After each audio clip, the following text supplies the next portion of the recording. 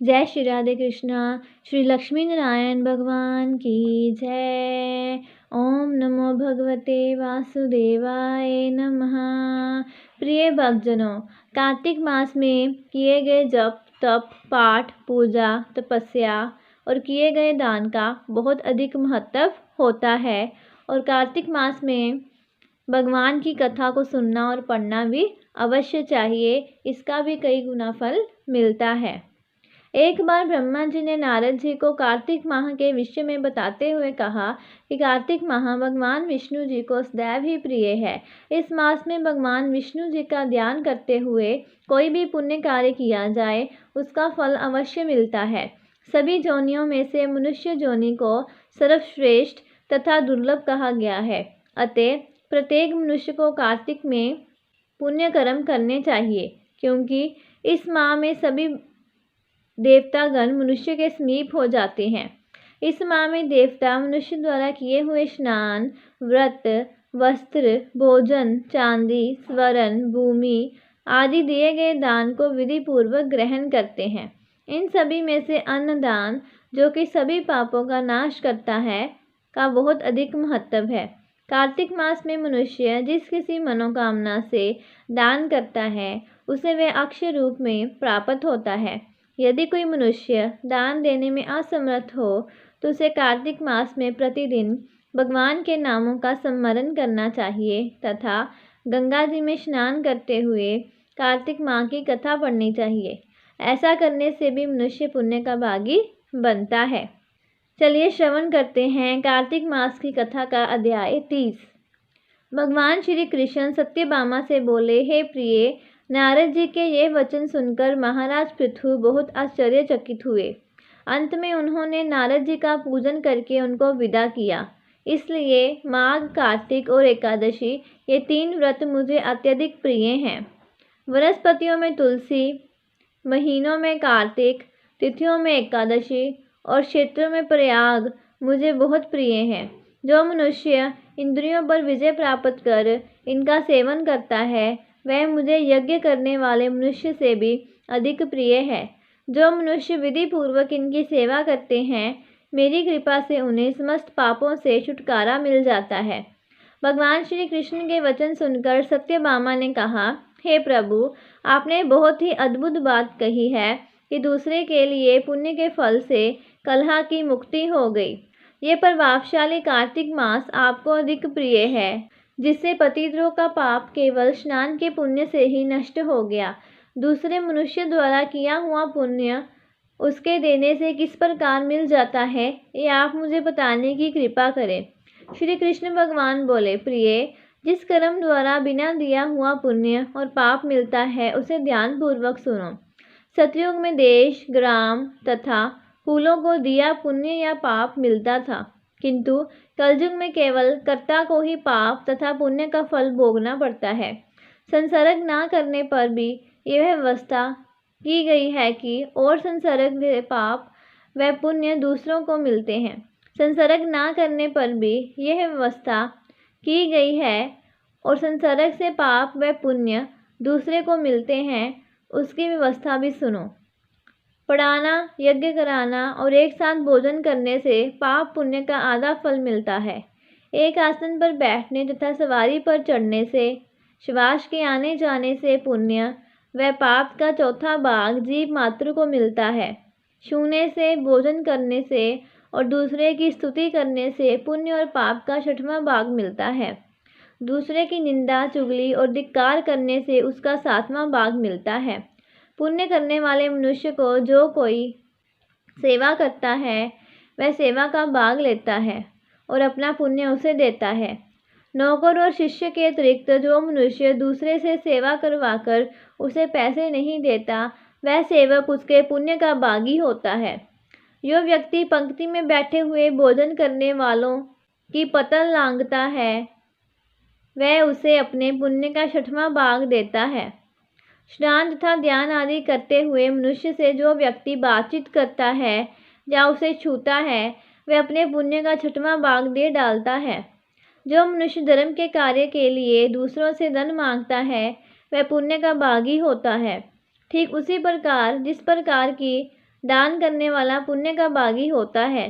जो मनुष्य धर्म का उपदेश करता है और उसके बाद सुनने वाले से याचना करता है, वह अपने पुण्य का 6वां भाग उसे दे देता है।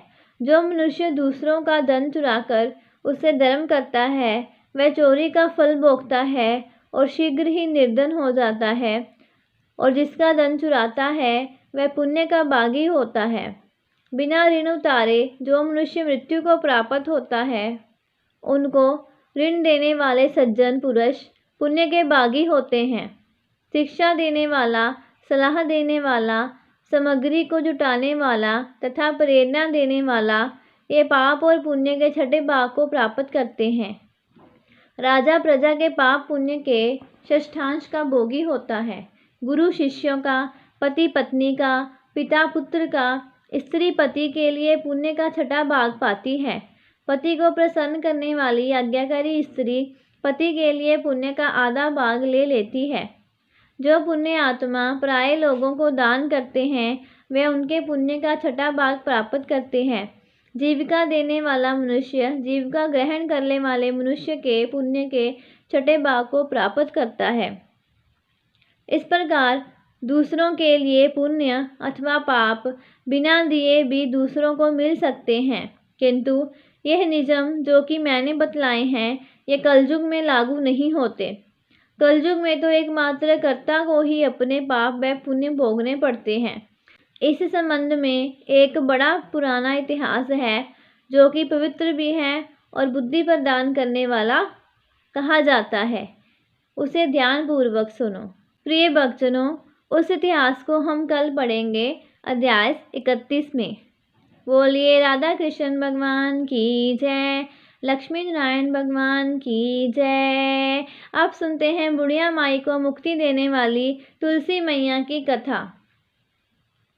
कार्तिक महीने में एक बुढ़िया माई तुलसी जी को सींचती और कहती कि हे तुलसी माता, सत्य की दाता, मैं तेरा बिड़ला सींचती हूँ, मुझे बहू दे, पीताम्बर की धोती दे, मीठा मीठा घास दे, बैकुंठ में वास दे, चटक की चाल दे, पटक की मौत दे, चंदन का काठ दे, रानी सा राज दे, दाल भात का भोजन दे, 11 की मौत दे, कृष्ण जी का कंधा दे।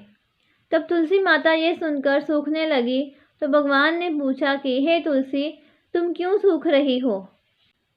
तुलसी माता ने कहा कि एक बुढ़िया रोज आती है और यही बात कह जाती है, मैं सब बात तो पूरा कर दूंगी, लेकिन कृष्ण का कंधा कहाँ से लाऊंगी? तो भगवान बोले, जब वो मरेगी तो मैं अपने आप कंधा दे आऊँगा, तू बुढ़िया माई से कह देना। जब बुढ़िया माई मर गई, सब लोग आ गए। जब माई को ले जाने लगे तो वह किसी से ना उठी। तब भगवान एक 12 वर्ष के बालक का रूप धारण करके आए। बालक ने कहा, मैं कान में एक बात कहूँगा तो बुढ़िया माई उठ जाएगी। बालक ने कान में कहा, बुढ़िया माई मन की निकाल ले, पीताम्बर की धोती ले, मीठा मीठा घास ले, बैकुंठा का वास ले, चटक की चाल ले, पटक की मौत ले, कृष्ण जी का कंधा ले।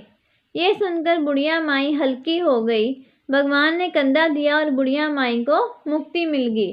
हे तुलसी माता, जैसे बुढ़िया माई को मुक्ति दी वैसे सबको देना। बोलिए तुलसी मैया की जय, लक्ष्मी नारायण भगवान की जय। प्रिय भक्तजनों, अब सुनते हैं तुलसी मैया की आरती। तुलसी महारानी नमो नमो, हरि की पटरानी नमो नमो, तुलसी महारानी नमो नमो, हरि की पटरानी नमो नमो।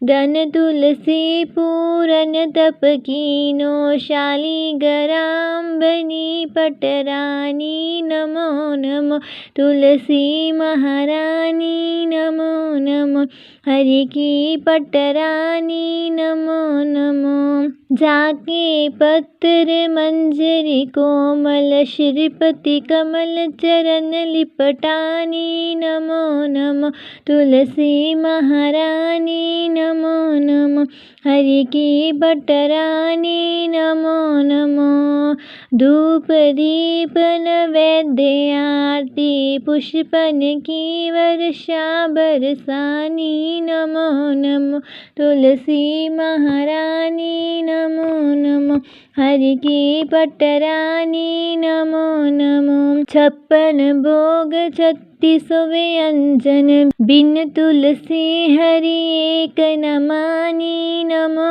नमो तुलसी महारानी, नमो नमो हरि की पटरानी। नमो नमो सब सखी मैया तेरो जश गावे, भक्ति दान दीजिए महारानी। नमो नमो तुलसी महारानी, नमो नमो हरि की पटरानी। नमो नमो तुलसी महारानी, नमो नमो हरि की पटरानी। नमो नमो।